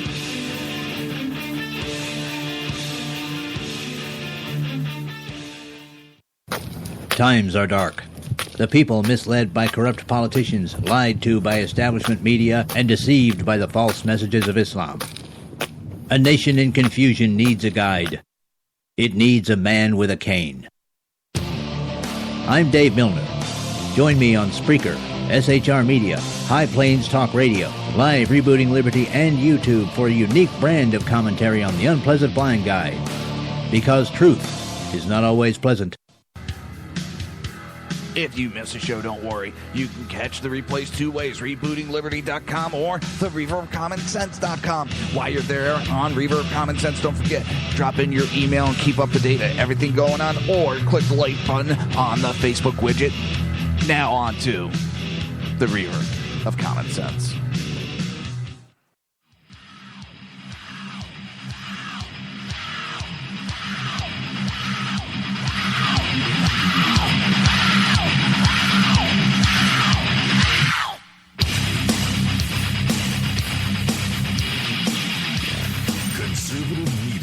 Done right. You're listening to the SHR Media Network. This show contains language that some viewers may find offensive. Listener discretion is advised. And now on to the show. And welcome back to the Reaver of Common Sense. I am your host, Jersey Joe, and I'm trying to make sense out of the senseless. The Jersey Takeover is here. We have expanded to 2 hours every Monday through Friday, 11 a.m. to 1 p.m. Eastern Standard Time. That's right. Remember to join the live chat. Go to shrmedia.com. Just click on the chat room button. Join the conversation. If you want to watch a live broadcast, it's simple. Go to Reaver.one. Click on the live stream button. Don't forget to subscribe to that live stream to keep up to date. You never know when I'm going to do a Reaver rant. It's hit or miss when I'm going to do them. If you want to support the show or support SHR Media, just go to Reaver.one and click on the Reaver store. Pick yourself up a t-shirt. Just heard like a big crash behind me. So, I've said it before. I don't care for memes when we're talking about facts and stuff. People love to do that. Instead of having a conversation, they start posting memes like they're the end-all, be-all. This one, I don't know how close the numbers are, but the sentiment is exactly on, and I find it funny as hell. But it says that Bill Clinton collected $12 million for his memoirs. Hillary Clinton got $8 million for hers. That's $20 million for the memories of two people who for years have repeatedly testified under oath that they couldn't remember shit. They haven't been able to remember anything, but they can write books about their time in office. That explains a lot. If they get paid for it, they remember everything. But if they got to tell the truth, they can remember nothing. So, I know the liberals hate this, but I'm sorry. I hate it's the law of the land. Well, slavery was the law of the land at one time, and the Supreme Court upheld that as the law of the land. But the Republicans fought that also. Because I love Obama sitting up there. It's the law of the land. So was slavery, but aren't you glad the Republicans fought that to free your ancestors? I bet you are. But you're going to call them a racist to their face. Yeah, fuck you. I get so sick of that shit. I get sick of it. And now a federal court is ruling that the Obamacare insurance payments are unconstitutional. A federal district court held Thursday that the Obama administration's payments to insurance companies under Obamacare are unconstitutional since Congress has declined to pass spending bills funding those payments. Section 1401 of the Affordable Care Act, ACA or Obamacare, provides taxpayer subsidy payments to the people buying insurance from the Obamacare exchange. Although the ACA provides that such payments are for purchasing insurance from an exchange established by a state, the Supreme Court held in a 6-3 decision in King v. Burwell that establishment by a state also includes the federal government. In addition to states, the three conservative justices on Supreme Court at the time, Scalia, Thomas, and Alito, sharply criticized that decision in an energetic dissent, but it remains the law today. Section 1402 of the ACA reduces insurance deductibles and copay, forcing cost sharing by insurers. Instead of promising payments to working income consumers, it promises direct payments to insurance companies. The Obama administration has spent billions of dollars in such payments, even though Congress has not passed law appropriating the funds. The United States House of Representatives filed suit in the U.S. District Court for the District of Columbia, represented by Professor Jonathan Turley from George Washington University. The House sued Health and Human Service Secretary Sylvia Burwell and Treasury Secretary Jack Lew, arguing that 1401 and 1402 of the ACA are not an automatic guaranteed payments, and therefore that these payments can only be made through Congress's annual appropriation bills. First, the Obama's administration attempted to get the case dismissed, insisting that the House does not have standing to bring this matter into court at all. Judge Rosemary Collier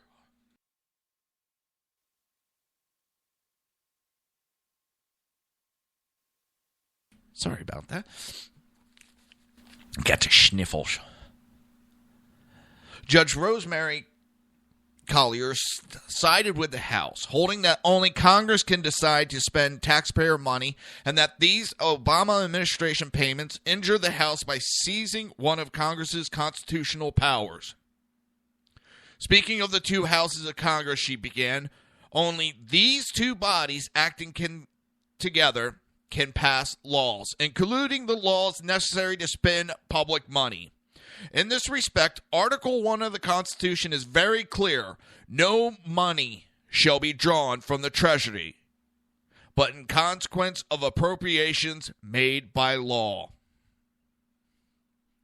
That ruling is currently before the U.S. Courts of Appeals for District of Columbia Circuit.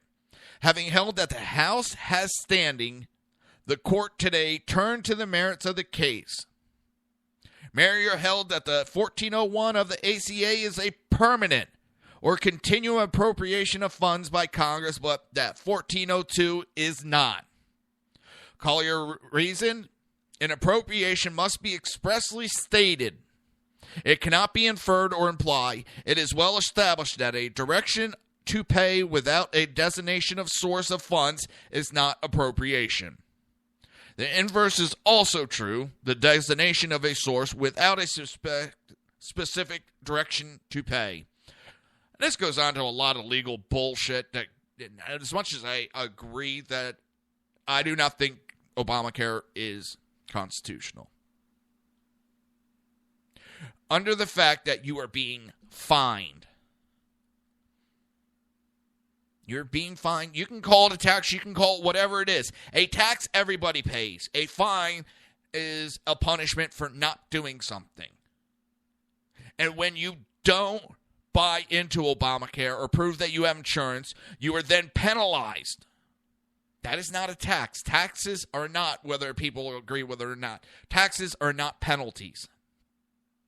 Fines are penalties. And it's already been said, a fine is unconstitutional. You cannot tell somebody to buy something and fine them if they don't.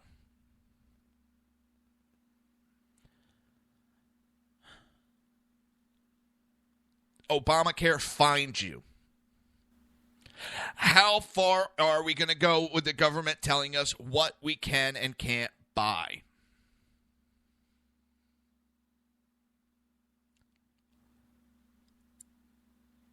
Everybody ignores that because what's next?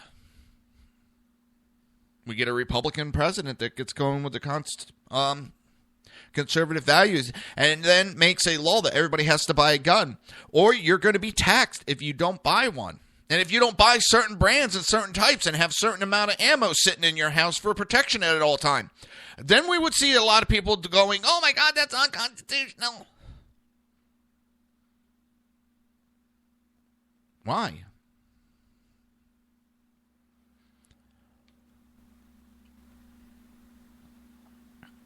Just because you don't like guns and you don't think it's appropriate? Well, that's for safety issue. That's for protection. That's to protect your household. You should have to have one.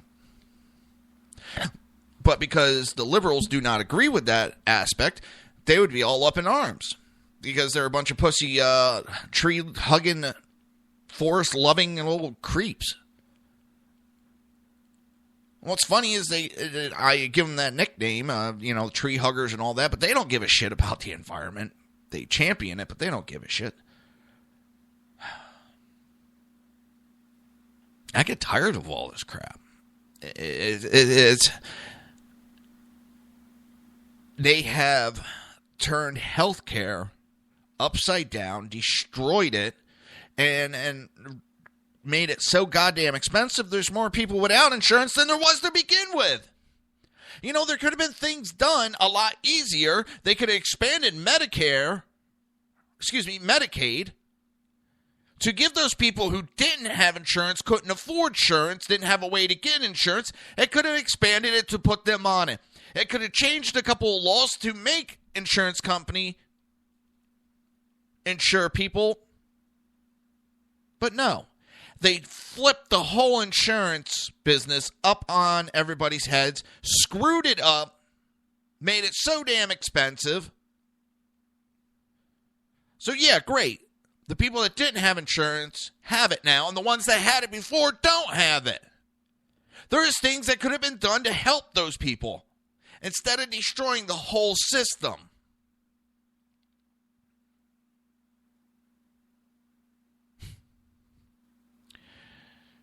Yeah, Obamacare is going to go down as the biggest failure of Obama.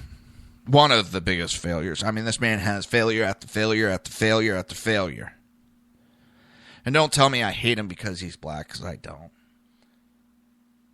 I remember the day he got elected, I thought, oh man, listen to this guy speak. He's going to be one of the greatest presidents to go down. Oh, that certainly went away fast.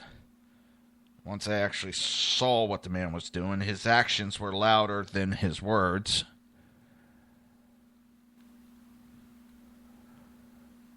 And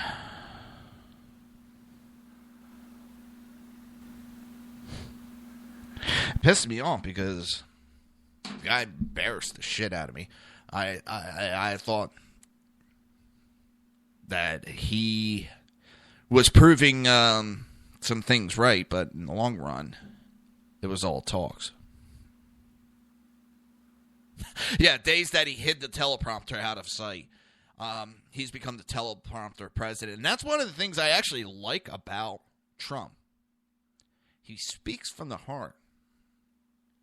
And what I mean, it may not everything come from the heart, but very rarely do you see a teleprompter. When he gave the big foreign policy speech, yes, he needed the teleprompter. But when he's out doing these rallies and speaking, he's no teleprompter. He's speaking from the heart. And listen, I don't give a shit about his taxes. I don't. I don't care which president released what. I don't care about his taxes. Has he paid taxes? Yes. He's got a tax return in and he's getting audited right now. It happens.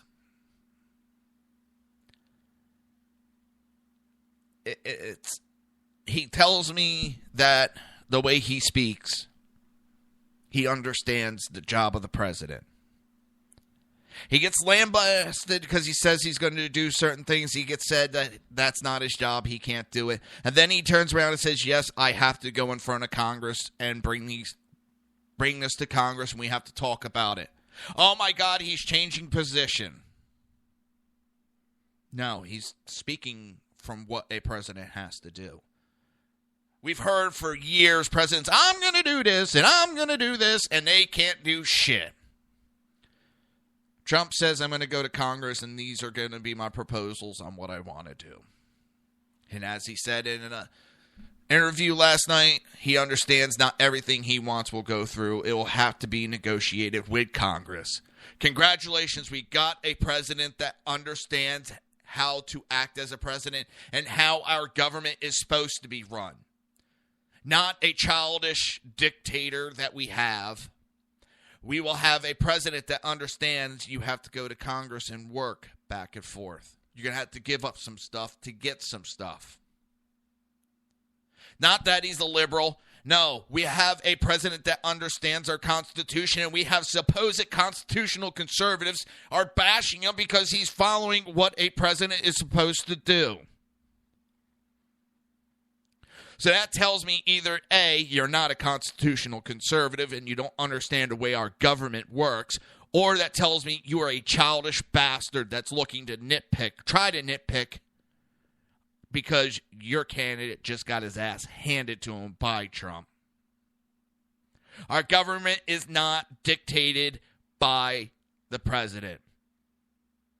The president, just like any congressman, can come up with an idea and put it forth to vote. That was what the president does. He comes up with an idea and he said, these are the policies I want to see done. And it goes to Congress. And Congress writes the bill. Congress sponsors the bill. And then it's voted on. It's haggled back and forth. And it goes that way. We have a candidate that is speaking and understands. And I can understand people are not used to that anymore. But we have a presidential candidate that understands how things are done. And now he's getting lambasted because he's actually speaking like a president and saying what has to be, the process has to go through.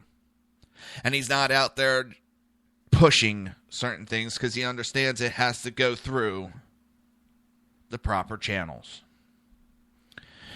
Just as we have to go to break. And you are listening to the Reaver of Common Sense right here on SHR Media and High Plains Pundit Radio. We will be right back.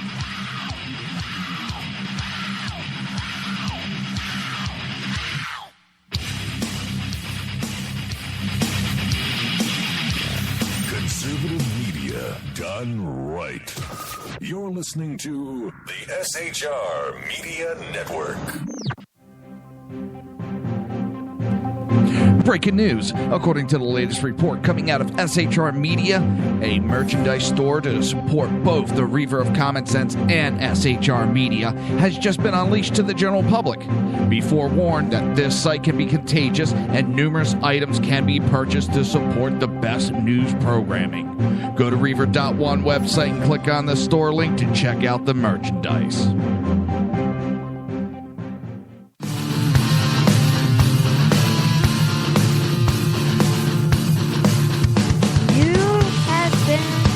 Listening to Reaver of Common Sense, hosted by my dad, Jersey Joe.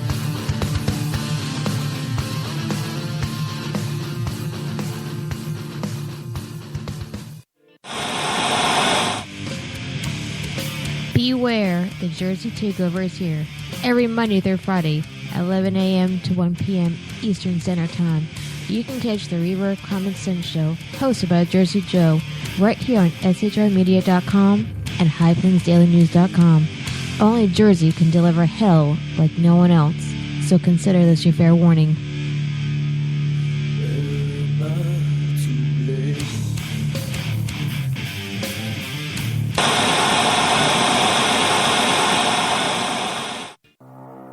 In a world controlled by corrupt politicians, You got a business. You didn't build that. a team of ordinary men emerge from the ashes to give voice to the voiceless and hope to the hopeless. Sackhead Sean. Dude, I'm not saying Kaufman's stupid, bro. Sackhead Clint. All good friends of ours usually show up drunk.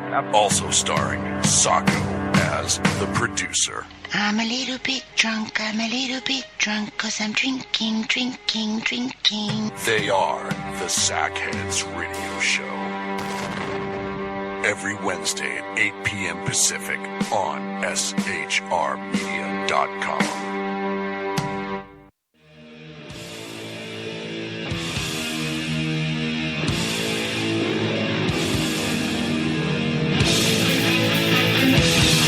Every Wednesday night, 8 p.m. Eastern Standard Time, it is the Reaver After Dark, hosted by Jersey Boys, Jersey Joe, and Jersey Crash, right here on shrmedia.com and highplainsdailynews.com.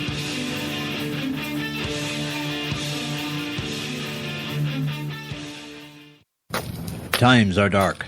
The people misled by corrupt politicians, lied to by establishment media, and deceived by the false messages of Islam. A nation in confusion needs a guide. It needs a man with a cane. I'm Dave Milner. Join me on Spreaker, SHR Media, High Plains Talk Radio, Live Rebooting Liberty, and YouTube for a unique brand of commentary on the unpleasant blind guide. Because truth is not always pleasant.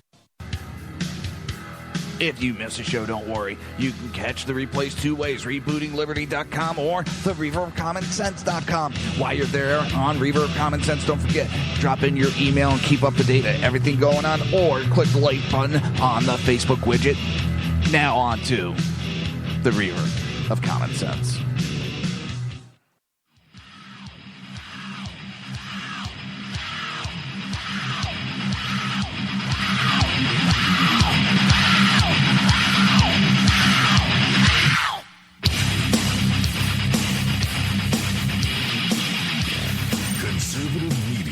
Done right.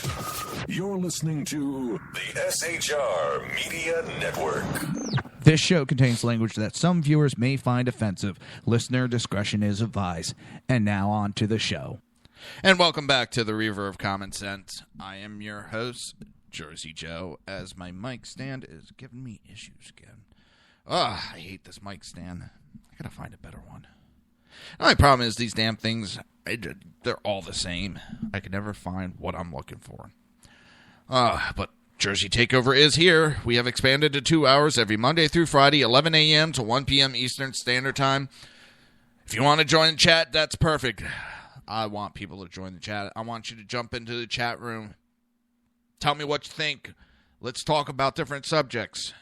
Ask hell. We'll talk about anything. And I even bring up your comments during the show. Just jump in the chat room. Go to shrmedia.com, click on the chat room button, join the conversation. If you want to watch a broadcast, go to Reaver.one, click on the live stream. Don't forget to click on the subscribe button. So, I had alluded to it in brief discussion with Sean. It will be something I'll be doing in the near future. We're going to be having a contest, and we're going to be giving away pocket Declaration of Independence and Constitution books. It's a pocket version, so you can always have it on you at all times. I'm going to be giving away a couple of those, and, well,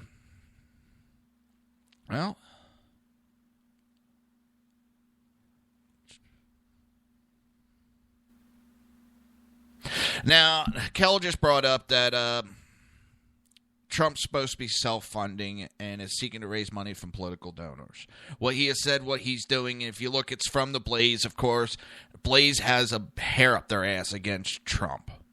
Now, what he said he's doing is that he is going to help raise money for the the Republican National Convention. He's going to raise money for them so that there's money for Congress so they can do re-elections and elections for new members. They still need money for that. They still need to raise money, and he's going behind that.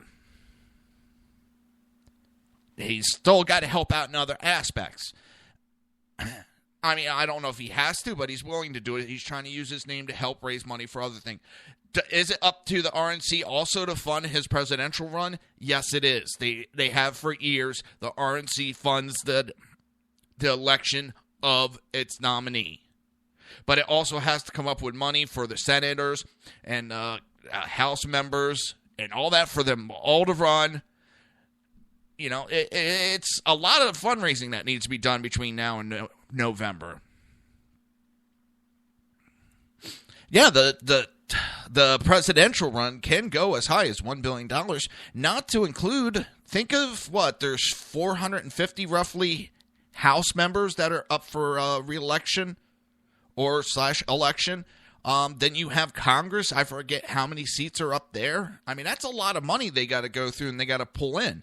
Now, Trump has already talked that he's looking to sell a building or two of his so that he can fund his presidential run. And then there's still money needed for, as I said, the Congress as a whole. The House and the Senate needs money. So everybody's freaking out saying Trump's not doing what he said. Just because he's raising money, there is other things that the RNC needs money for when it comes to election, not just his campaign. Now you got me thinking, I want to come up with how many...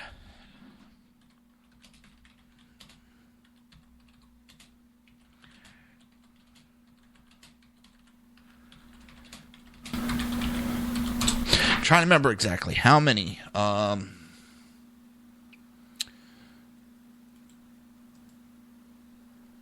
See if they have them. There is 435 seats up for election in the House alone.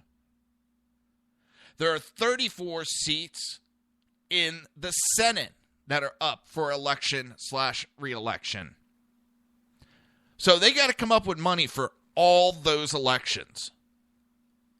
And do you think that it's not the responsibility of the presidential nominee to not try to help with the fundraising for that? Of course it is. And that's also a way for them to all to work together. Anybody thinks just because he's helping raise money, it's not just for him. And I wish people would get that through the head because, and Kel, it's not you. I see it on forums and Facebook and Twitter all the time. And look, he's not self like he said. Yes, he is. But also the RNC kicks in money to help. It always has been. Always will be. That's the way it goes. But we got a lot of seats. I mean, that's 435 seats are up for election. All right? That's a lot of seats. And let me tell you, the Democrats, I've been reading a lot of articles lately. The Democrats are kind of conceding the presidential race already. They can already see if it's Hillary Clinton, she's going to get her ass handed to them. So they're looking at the House and the Senate to retake those to fight against a Trump presidency. Because if he gets in and we have a republic on both the House and the Senate, we get to turn this country back around and get it back to the righted direction. But if we do not get the House and Senate, it doesn't matter what we have. We're in trouble. So that's a lot of seats. A lot of elections. And yes, Kel, I wish there was an ignore button because sometimes it's getting really annoying lately. And the one thing I've noticed, and the people aren't denying it, they're getting accused of being paid shills to attack Trump. And it's a common theme amongst liberals to do that, to pay people to attack. I've also seen where the libertarians have done that, where they've had, paid people. All they do is create fake accounts, get on there all day, and attack people all day long. And I think that is dirty, underhanded, whether the Republicans or the Democrats or the goddamn Martians or Whig Party or whatever party. That I find despicable and immoral. And nowadays on the internet, people are too free, too open with their mouth. And we got too many keyboard commandos. Too many out there nowadays. So I'll tell you, I don't say anything on the internet that I wouldn't say to your face. And that usually gets me in trouble, but I usually say whatever I think. I think what I say and say what I think. Oh, the weekend is here. The weekend is here, which I'm going to spend playing EverQuest with my daughter. I've been teaching her how to play. Last night we were playing for a while. Oh, trying to teach her how to play. It's fun, but frustrating at the same time. Now, 64% of Germans want Merkel gone after election. A new survey shows 64% of Germans do not want Chancellor Angela Merkel to stay on for another term as her coalition plummets in the polls. She is trying to do everything. She has tried silencing. She has tried labeling them as racist, everything, except the people are speaking up.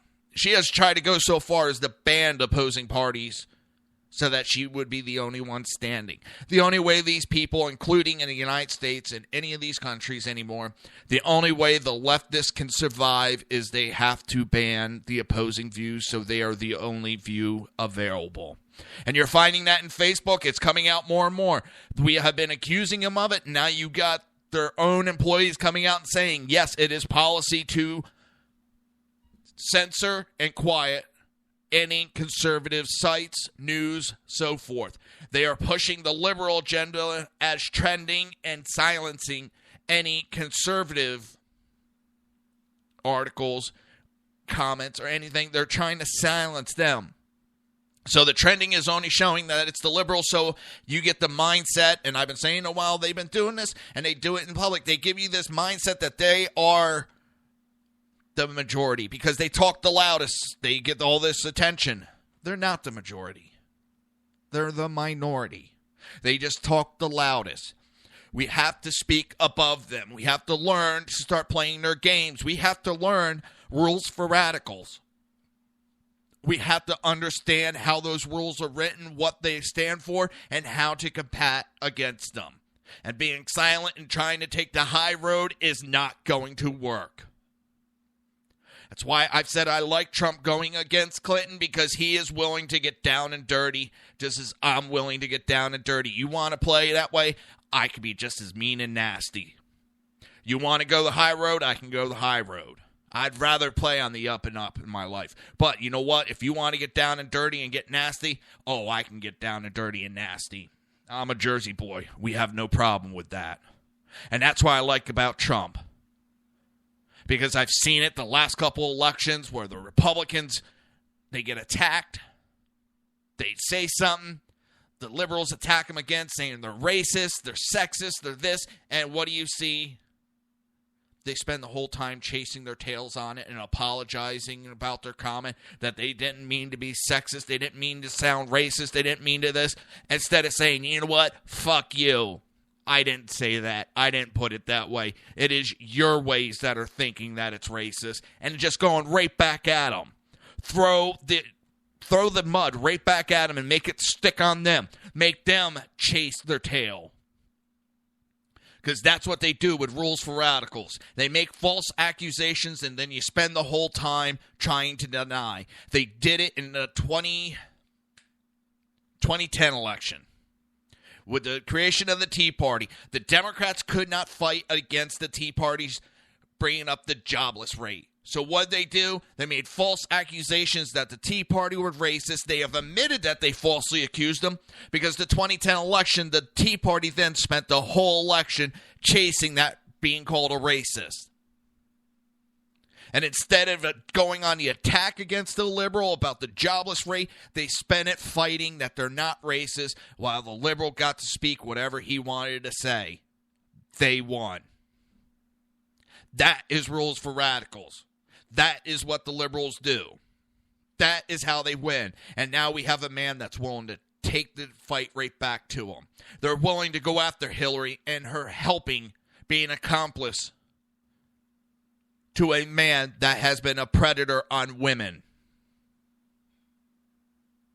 Finally, we have someone that's willing to fight for the conservative values. And what do we have? Conservatives bashing that man. Well, I can't believe it's that time already. That stinks. Well, I want everybody to have a great weekend. And again, I want to thank you for tuning in this week, listening to me. It is an honor. It is my privilege to come and speak to you. I thank all of you for allowing it. I will be back Monday, 11 a.m., my normal time. I'll be here waiting.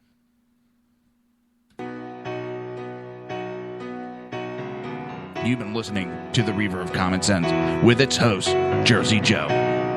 You can tune in every day, Monday through Friday, 11 a.m. to 1 p.m. Eastern Standard Time, right here on hppundit.com and shrmedia.com.